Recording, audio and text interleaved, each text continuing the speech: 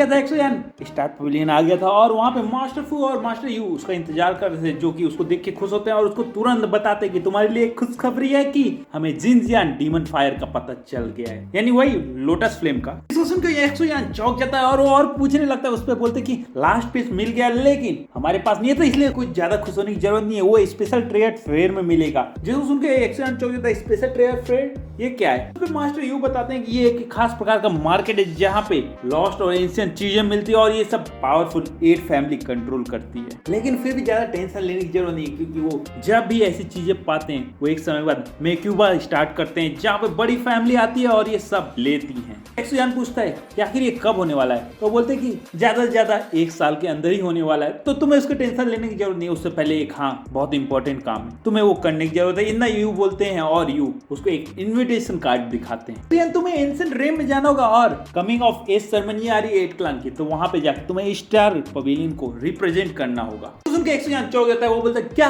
Ancient clan? जिस पे master यूचैन बोलते हैं हाँ तुम्हें जाना होगा, क्योंकि मैं नहीं जा सकता, क्योंकि तुम्हें पता है स्टार पवेलियन के ऊपर सोल पैलेस नहीं शेर की जैसे नजर छान के रखी है, और अगर मैं यहाँ से निकला तो हमला कर देंगे और इस जगह को कब्जा कर लेंगे, क्योंकि तो तुम्हें जाना होगा एंशिएंट वर्ल्ड में और स्टार पवेलियन का रिप्रेजेंटेटिव बनना होगा। हाँ ये इन्विटेशन सियारा के क्लान से आया। जिसको सुन के एक्सोयान चौंक जाता है, तुरंत इन्विटेशन कार्ड को ले लेता और सियारा को याद करने लगता है। बोलता है सियारा मैंने वादा किया था कि मैं एक दिन तुम्हें खोजते हुए एंशिएंट क्लान में जरूर आऊंगा और अब मैं आ रहा हूँ, तो मेरे लिए वेट करना। कि मास्टर यू मुस्कुरा देते और बोलते लड़के दिन है सपना मत देख, वापस आ। क्या मास्टर फू आ गया था और बोलते एक्सोयान याद रखो तुम्हारी एक्सो फैमिली भी कभी उन 8 ट्राइब में से एक थी और इसलिए वहां जाके किसी से आगे झुकने की जरूरत नहीं है, और वैसे भी तुम्हारे पास आज इतनी पावर की उनकी यंग जनरेशन के सामने खड़े हो सकते हो और कई को तो हरा भी सकते हो। तो उनके एक्सोयान पूछता है 8 एंशिएंट ट्राइब? तो सुन के मास्टर यू बोलते हैं soul clan, ancient clan, medical clan, Yan clan, stone clan, spirit clan, thunder clan और एक्सोयान। तुम्हारा एक्सो क्लैन ये सब एंसेस्टर ट्राइब हुआ करती हैं, जो बहुत हजार साल से इन कॉन्टिनेंट में राज करती थी। लेकिन तुम्हारे एंसेस्टर के धोखे से मारे जाने के बाद तुम्हारे फैमिली की जो 2D ब्लड लाइन थी वो कमजोर होती गई, थिकर होती गई और एक्सो फैमिली 8 ट्राइब से बाहर निकाल दी गई। तो सुन के एक्सोयान बोलता है मुझको नहीं पता था कि हमारे एंसेस्टर एक्सो के साथ ऐसा कुछ हुआ था। एक्सोयान एक लंबी सांस लेता है और बोलता है पर अब जो हो गया, मैं उसके लिए कुछ नहीं कर सकता था। एंसेस्टर की कहानी सुन के बुरा तो लगा, लेकिन मेरे दोस्तों और आप सबकी मेहनत के कारण जो यहाँ मैं खड़ा हूँ, उसके कारण एक भरोसा भी है कि मैं अपने क्लान को वापस से उस ऊंचाई में पहुंचा के रहूंगा, और चाहे मेरे पास 2D ब्लड लाइन हो या ना हो, मैं वापस से खड़ा हूंगा और अपनी फैमिली और आपके साथ सबसे ज्यादा ऊंचाइयों में पहुंच के रहूंगा। जिसको सुनकर उसके मास्टर खुश हो जाते हैं और अब क्या था, मास्टर यू बोलते हैं तुमने बिल्कुल सही कहा और मैं भी तुम्हारे साथ वहीं रहूंगा। जिस पे फू बोलता है हाँ मैं भी रहूंगा। मास्टर फू आगे बोलते हैं एक्सोयान तुम्हें पता है कि तुम्हारे मास्टर भी येन क्लान से आते हैं। जिसको सुनकर एक्सोयान चौंक जाता है, क्या आप एंसेस्टर येन क्लान से आते हैं? जिस पे वो बोलते हैं हाँ लेकिन उन्होंने मुझको, मैं सबसे ज्यादा कमजोर हूँ और मेरी एल्केमी भी ताकतवर नहीं है, ये बोल के मुझको क्लान से बेदखल कर दिया गया। जिसको सुन के एक्सोयान चौंक जाता है कि भाई उनसे बेहतर कोई मेडिसिन कोई बना ही नहीं सकता था। अब क्या था, मास्टर यू बोलते हैं जो हो गया सो हो गया, वो पास्ट की बातें कभी और बात करेंगे, लेकिन अभी मैं चाहता हूँ कि तुम पॉइजन गर्ल के साथ एंसेस्टर रे में जाओ, बस वो एंसेस्टर टोमस से आने वाली है, तो तब तक वेट कर लो। और एक्सोयान ऐसा ही करता है और सीन बदलता है हमें। इसके बाद एक्सोयान एक सोल टेक्निक को सीखता रहता है, लेकिन तभी पॉइजन गर्ल के आने का उसको एहसास होता है और वो बाहर निकल के देखता है तो पॉइजन गर्ल तो एकदम बदल चुकी रहती है, अब उसके सफेद बाल काले हो चुके रहते हैं। एक्सोयान भी चौंक जाता है क्योंकि उसका पूरा रूप बदला हुआ दिखता है। अब क्या था, उनकी बातें होने लगती है और हमें पॉइजन गर्ल की बातों से पता चलता है कि वो 7 लेवल के 1000 लेवल की मास्टर बन चुकी है। जिसको सुन के एक्सोयान बोलता है अरे रे रे मेरे आजू बाजू कितने ज्यादा ताकतवर लोग हैं, सब एक से एक बढ़ के जीनियस हैं। उनकी थोड़ी और हंसी मजाक चलती है और एक्सोयान बोलता है अब समय आ गया एंशिएंट ड्रीम में जाने का। गू क्लान का सीन दिखाया जाता है जहाँ पे सिएरा अपनी कल्टीवेशन करती रहती है। तभी मास्टर ले आते हैं और मिस को बताते हैं कि मास्टर ईस्टर्न फ्रंट की ओर से घुस चुके हैं। बहुत जल्दी यंग मास्टर एक्सो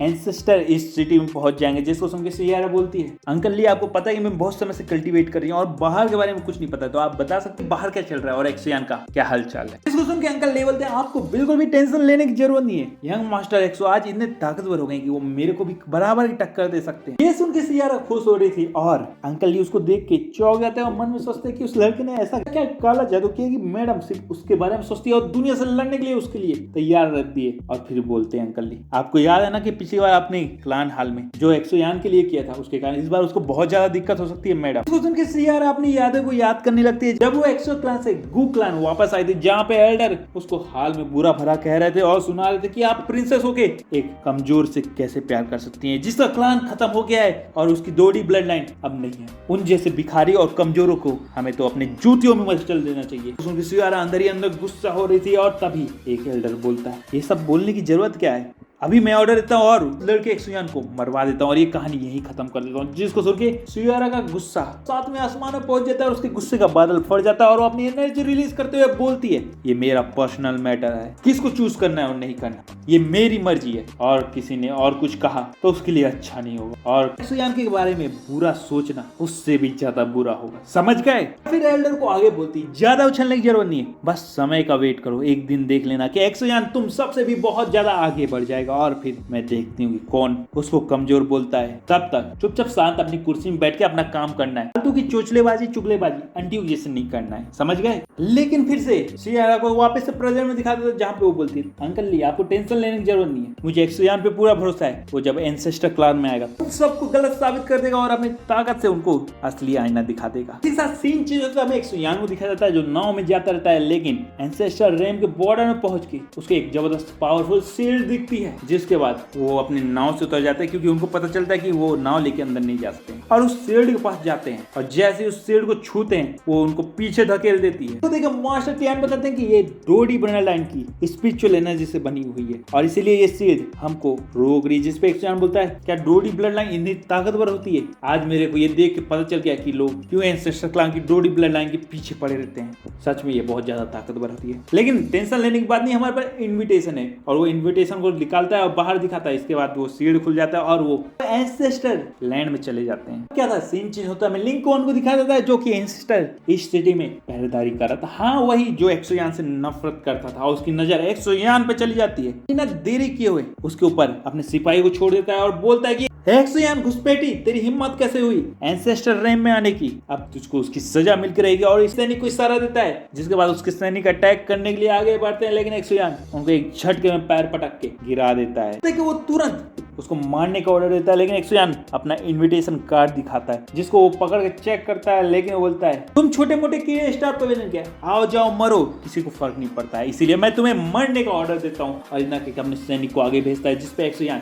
अपनी एनर्जी रिलीज करता है और सारे सैनिक को मारते हुए उसके पास हो जाता है, उसको भी एक जबरदस्त मुक्का मार के फिर से वापस आ जाता है और अपना इनविटेशन कार्ड अपनी अंगूठी में डाल लेता है। एक्सोयान बोलता है क्या गू क्लान अपने मेहमानों को ऐसी ही इज्जत देता है, तुमसे अच्छा तो कुत्ता भी लोगों की इज्जत करता है। अब क्या था, जिसको देख के लिंकन तुरंत उसके और स्पीयर फेंकता है और एक्सोयान अपनी दोनों उंगलियों में उस स्पीयर को दबा के तोड़ देता है और बोलता है अरे तुमने अभी तक अपनी पावर को जरा भी इंप्रूव नहीं किया, देखो मैंने पहले भी 2 उंगलियों से रोका था, आज भी 2 उंगलियों से रोक दिया, लगता है तुम्हारा 2 उंगलियों से काम हमेशा ही चल जाएगा। चलो जो भी है अच्छा है ना, तुम्हें सेटिस्फाई कर जाएगा, समझ रहे हो। सुनते ही लिंकन एकदम गुस्सा हो जाता है और तुरंत एक्सोयान की ओर उसको मारने के लिए बढ़ता है, लेकिन एक्सोयान अपनी सोल टेक्निक को अपने लात में रख के उसको जबरदस्त लात मारता है, जिसके कारण उसका सोल डॉक्टर स्ट्रेंज जैसे हवा में उड़ जाता है और वापस जब अंदर आता है तो उसको समझ नहीं आता कि एक्सोयान इतना पावरफुल टेक्निक यूज कर सकता है। बोलता है सोल अटैक, तुम ये कैसे कर सकते हो, नहीं ये नहीं हो सकता, तुम इतने ताकतवर नहीं हो सकते। ये सब देख के लोग हैरान हो जाते हैं, जिसपे एक्सोयान बोलता है अरे रे मैंने तुम्हें इतना दयामान तरीके से मारा है, शुक्र मनाओ उसका, वरना अगर मेरी जगह कोई और होता ना तो तुम्हारी जान ले लेता, इसलिए अगली बार से ध्यान रखना। और उसकी बात को वहीं पे खत्म कर देता है। सुन के लिंकन एकदम गुस्सा हो जाता है और वापस से अटैक करने के लिए आगे बढ़ता है, लेकिन तब ये आवाज आती है बस बहुत हुआ, अब और बेइज्जती मत कराओ। ये 5th कमांडर ने ऑर्डर दिया था, जिसको सुन के लिंकन वहीं रुक जाता है। सारे सैनिक और लिंकन सब घुटनों में आ जाता है और वो उससे पूछता है कि यहाँ क्या चल रहा है, तो लिंकन खड़े होकर बोलता है मास्टर ये घुसपैठी जासूसी करने आए हैं, जिस पे वो बोलता है बस बहुत हो गया और अपनी स्पिरिचुअल एनर्जी से लिंकन को घुटने में ला देता है और बोलता है क्या तुमने मुझको बेवकूफ समझा है, जो भी स्पिरिचुअल एनर्जी वाले शील्ड को पार करके यहाँ आया है वो सिर्फ तभी आ सकता है जब उसके पास इनविटेशन कार्ड हो, और तुमने हमारा मजाक हाईजैक लोगों के सामने बनवाने का क्या कसम खा के रखा है। क्या था वो सामने की ओर देता है, जिसपे एक्सोयान बोलता है हम लोग स्टार पवेलियन से आए हैं और मेरा नाम है एक्सोयान, जिसको सुन के वो आग बबूला हो जाता है, लेकिन चेहरे से कुछ नहीं दिखाता और बोलता है आइए आइए, हमने आपको अपने दिलों से स्वागत किया है, क्योंकि जब तक आपको कोई एंसेस्टर मेनलैंड से नहीं आता लेने, तब तक आपको यहीं रुकना पड़ेगा, तो प्लीज हमारे साथ कोऑपरेट करें। एक्सोयान आगे बढ़ता है और अंदर कैसल की ओर जाने लगता है, लेकिन फिर कमांडर के पास से गुजरता है तो कमांडर बोलते हैं एक्सोयान, मिस सियाना ने तुम्हारी बहुत तारीफ, लेकिन मैं भी देखना चाहता हूँ क्या तुम सच में काबिल हो कि नहीं, तो क्या कहते हो?